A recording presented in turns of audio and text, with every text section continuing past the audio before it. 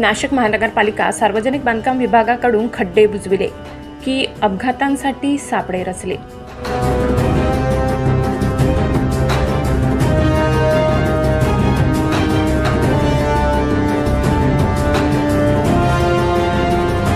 खरंच महानगरपालिकेच्या इंजिनियर्सना 21 नव्हे तर 51 तोफांचीच सलामी द्यायला हवी।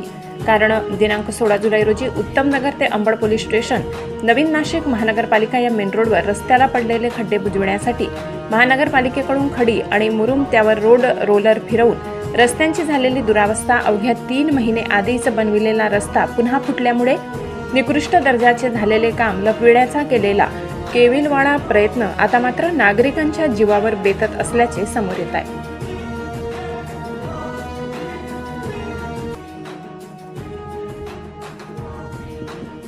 कारण हे काम झाल्यानंतर अवघ्या काही तासातच अतिशय थोडा रिमझिम पाऊस आल्यामुळे रस्त्यावर टाकलेली ही खडी आणि मुरुम पाण्यामुळे संपूर्ण रस्त्यावर पसरलेला आहे आणि त्यामुळे वाहने रस्त्यावर स्लिप होण्याचे प्रकार वाढत आहेत। रस्त्यावर पसरलेल्या खडी आणि मुरुमामुळे दुचाकी वाहनधारकांच्या जीवाला धोका उद्भवत आहे।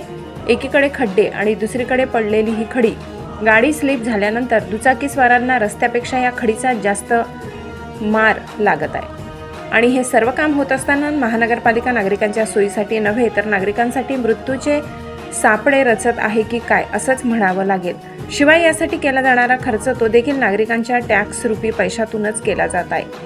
नाशिक महानगरपालिकेने त्वरित रस्त्यावर पडलेली ही खडी आणि मुरुम स्वच्छ करून नागरिकांच्या जीवाशी होणारा हा खेळ आणि महानगरपालिकेच्या निधीचाही गैरवापर थांबवावा अशी सर्वसामान्य नागरिकांमधून मागणी होत आहे। त्याचमुळे अशा प्रकारचे काम करणाऱ्या इंजिनियर्सला पुन्हा एकदा 21च्या जागी 51 तोफांची सलामी द्यावी वाटते।